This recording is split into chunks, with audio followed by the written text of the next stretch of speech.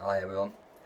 I guess I should have done this before posting all the videos, but I figured an explanation and introduction you might appreciate. I will post all necessary links in the comments just so that you can see my story, my journey. Basically, October the 9th, 2019, my life literally exploded and ended. Um, all I know is I woke up 2 months later in a different country, in Wales. My accident was in Cornwall. Um, Everybody was wearing masks. The world was completely different. There was no COVID before my accident, no anything. I had no memory. I could not walk. I could not talk. My oldest son, so I'm told, was sent home to my three youngest children. There was no hope of me surviving. Nobody gave me a prayer. 9 months in Wales at the amazing Morriston Hospital. They helped start my rebuild. And since leaving there, I'll be honest, it's been a living hell. Um, I hide um, like a coward 7 days a week. Um, I don't like this. I never will. Ordinarily, I'm hidden away underneath my cap, but I don't like wearing it because I've got the head the size of a peanut and I think I look like a child snatcher. So I choose not to wear it. And as you can see, I'm one of those idiots who's stupid enough to support Tottenham. Got to do it. That's where I was raised. And that's what's kind of led me to where I am now. I've been fighting the system non-stop since coming to Cornwall because there's nothing for anybody like me down here.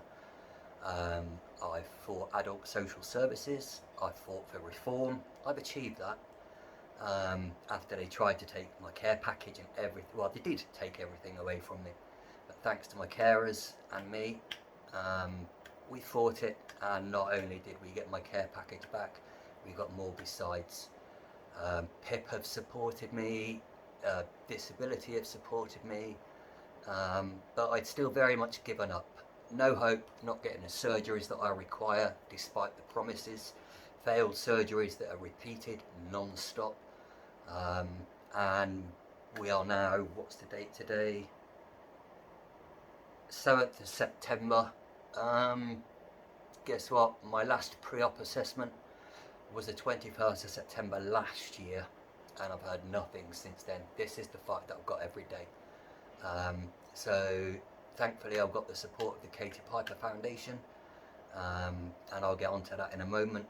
But first I'll explain what's given me the drive to keep pushing. I've realised throughout all this, I'm no good for me, but I'm very good for others. I learnt that in hospital. I turned out to be Mr. Agony Aunt. If the nurses were missing, the doctor would know it's not room D, it's Stuart's room, and that's where they were. I become everybody's agony aunt. I'm good. If you've gone through stuff, you can empathise, and there's nothing I haven't gone through. Sympathy, we're all pre-programmed for it. I think it's fake, but if you can empathise, people know, and if you can understand and give the right advice, people will listen. And that's what brings me on to all of this, especially this. After reaching out to the media, basically to shame adult social services, Daily Mirror article and a site called Cornwall Live down here, again I'll post the links. Somehow those details found their way to Tottenham Hotspur Football Club, and they were kind enough, if I can rotate my camera a moment, bear with me. They were kind enough to send me a whole bunch of merchandise, and then this.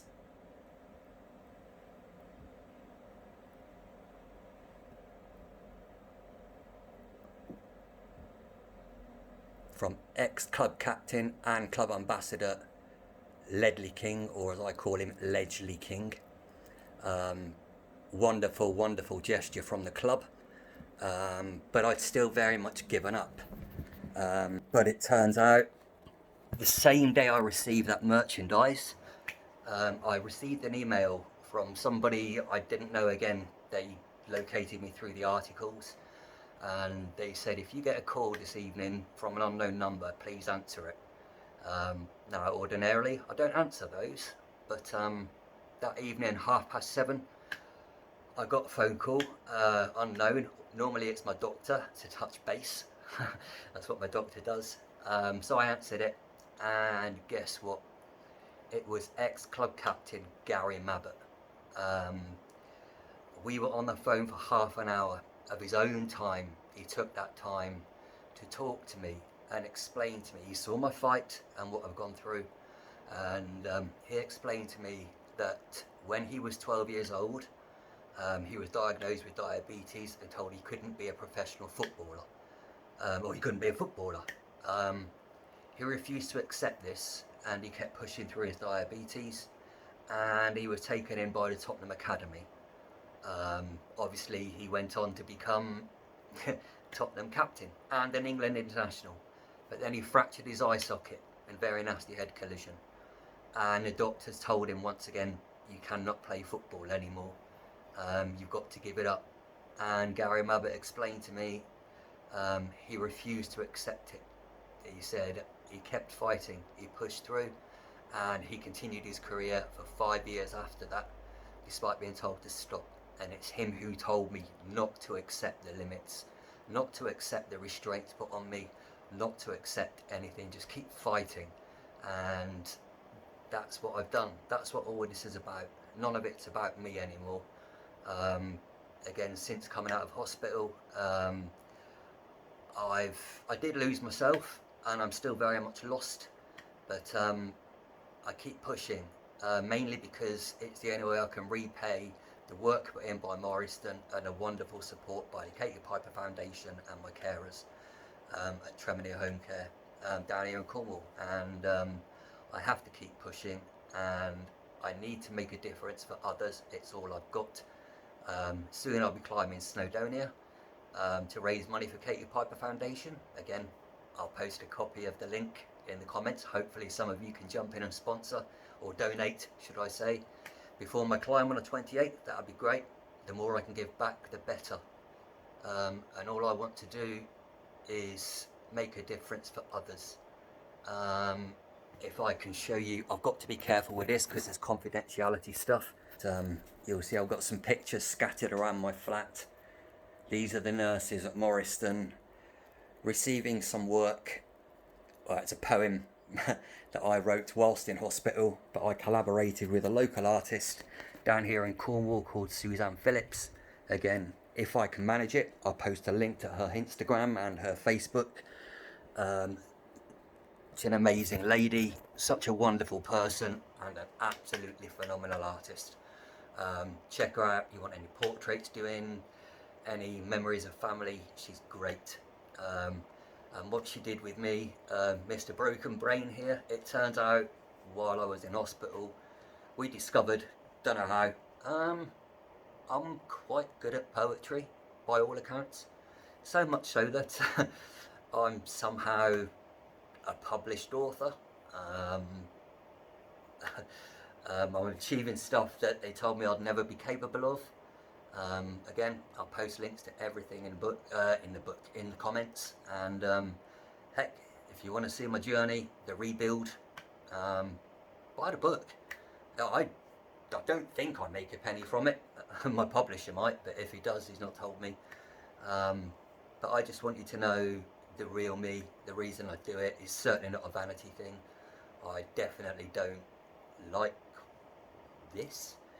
But that's what the psychologists at the Katie Piper Foundation can't understand. How I can hide away 7 days a week, yet I am on their media, videoed interviews, I'm on their leaflets. They can't understand. I will expose myself if it helps others, but I won't expose myself for me. But that's what I'm all about.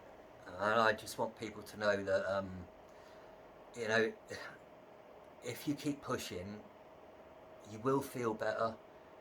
We don't have to accept the restraints put on us, and you don't know what you're capable of until you actually give it a go.